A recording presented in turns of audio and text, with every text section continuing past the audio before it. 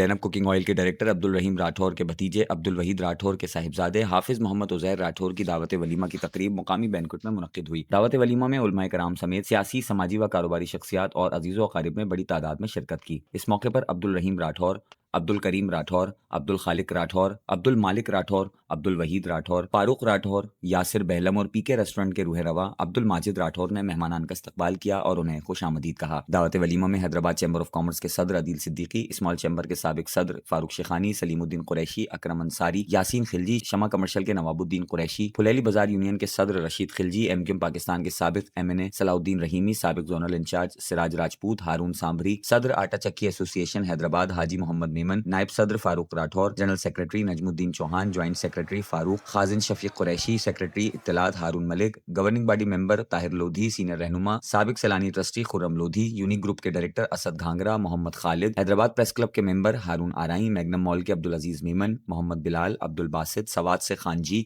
नदीम याकूब, गुल मोहम्मद मल्ला, फुरकान अहमद, नागौरी बिरादरी के chairman Anwar Behlam, vice chairman Abdul Aziz Ghauri, Abdul Jabbar, Ashraf Banuri textile, bridge power battery के आसिफ मेमन, असलम बावानी समेत दीगर शख्सियात ने बड़ी तादाद में शिरकत की और नए जोड़े को दुआएं दी।